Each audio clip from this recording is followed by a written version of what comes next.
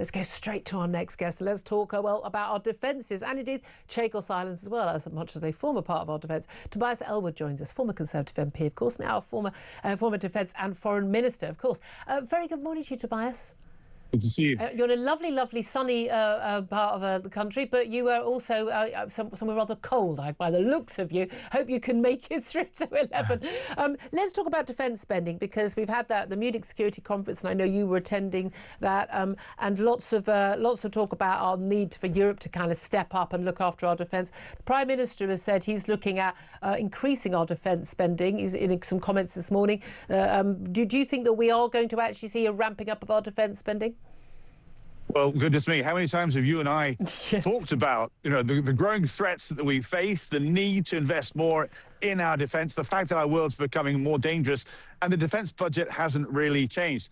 There was a big commitment made a year ago to say, yes, let's increase defence spending to 3.5% of our GDP, but that doesn't kick in until 2035. And boy, the world is going to look very different by then. The next war may have come and gone by then. So this is good news, but it's very late in the day. It takes more than 5 years to build a tank. It takes more than 5 years to procure a ship, and the same length of time or more for a jet. And we're short of all three. Hold on a minute. OK, I accept this in peacetime, but we know in wartime it doesn't take that long. And if we know that we are in dangerous territory, we're equivalent of 1938 territory, could we not manage to do that? I mean, I don't know, if we had cheap energy and we had our own steel plants, we could manage to do it ourselves, couldn't we? Yeah, but you make the point. We haven't got that cheap energy. We don't have those steel plants. We don't have the docks to do so. And the complexities of those high-level platforms mean they do take longer to procure. You are right, things do speed up, partly because of the decision-making in a period of war. But do we want to go to that point until we invest? We know storm clouds are gathering, therefore we need to prepare today. And as I say, in all three cases, land, air and sea, we are overstretched. We are on a peacetime budget still and a peacetime footing, and we need to prepare. That itself is its own resilience and deterrence. Yeah. So it's good news, but it's not come fast enough. I don't want us to wait until the war. I want us to act as if we are already at war and do what we need to do. And there's been years of austerity, and again, there are reasons for that, but nevertheless, we are where we are, and we haven't got enough money being spent. But we are looking at an extra, if we were going to go from the 2.3 currently to the 2.5 by 2030, or in the next couple of years, and then up to the 3% of GDP. Again, this is still way less than Russia or China or the other countries are spending. By 2030, we are looking at an extra 14 billion quid, and that's got to come from somewhere. It does indeed, and it's become a political football. You are right that we need to spend more on defence. I think you and I know the details because we bothered to look at it and we understand it.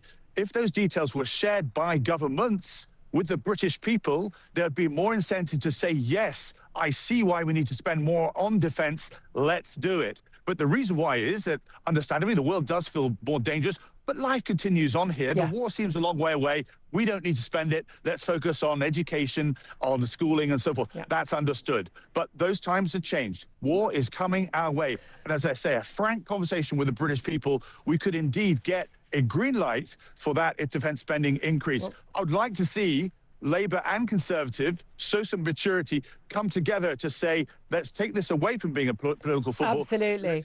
Let's say, for example, increase income tax by 1%. I think that's the size of the cost of a cappuccino a day. That would be what it would cost all of us to make sure we are better prepared. This is 1937 again for what's actually coming over the hill. Yeah, no, exactly. I do think they should come together. But by the way, we've got a Green Party on the rise right now. I think we should even leave NATO. Wouldn't it be better for us to defend ourselves if we didn't hand over one of our strategic bases, Diego Garcia and the Chagos Islands, to effectively the control of the Mauritians, who've got no legal claim to it? And have we or have we not been lied to?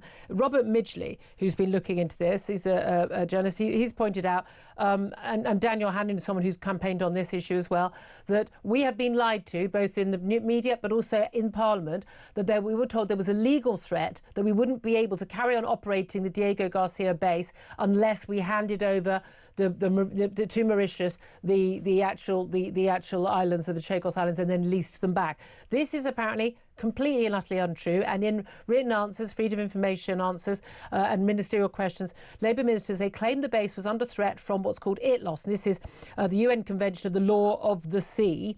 The International Tribunal for the Law of the Sea. But under Article 298 of the UN Convention on the Law of the Sea, they can claim a military exemption. So it is simply not true that that base was under threat. It is simply not true. They told the American public this. They told the British public this. They told the British Parliament this. This is a lie, and we have no reason to hand over the Chagos Islands. What do you say to that? Well, there's an awful lot of detail. This has become a political I've only got a minute. I'm so sorry. All right. Well, Donald Trump has seen the details, and he recognises that this is a difficult situation. It's the best deal that can be there. We're going halves on this base, by the way, with the Americans. They pay $100 million a year. Doesn't matter. We don't need to give it away. There's no reason. There's no legal reason for those islands to go to Chagos. We're not going to do it in a minute. The we gained the island in the first place. The legal basis for that doesn't exist. So why are we doing it at all? You've always defended it. I don't understand why. We don't. It's not. We may have got a good deal for the deal. We didn't need to do a deal. They're ours. Full stop. Go away. That's the answer. Because how we got them. That's the big question. We went to Mauritius after the Napoleonic Wars, took what France had and said it's our own. We then looked at the map. Yeah. But let me finish. We looked at the map and saw, oh, there's some islands there as well. And they were the Chagos Islands, including Diego Garcia. It wasn't until the 1960s that we then split them apart and said Mauritius and Diego Garcia are separated. That's the legal issue that's run into the international courts. It's a recommendation from a court. No, I know there's no legal requirement for us whatsoever to hand over that base or hand over the Chagos Islands at all. There is no legal basis for it. So why are we doing it? Because then let's test that with the Americans. But you've got Donald Trump saying this is the deal that we've ended up with. They've been sat next to us working this deal out from the very, very start. So if there is a better deal to be had, by all means, let's pursue it. The deal is they're ours. Sod off, Mauritius ain't going to happen. That's the answer. Tobias, I'm so sorry it's so short. Go and get somewhere warm. Former Defence and Foreign Minister. I promise we'll have more time next time. I promise you.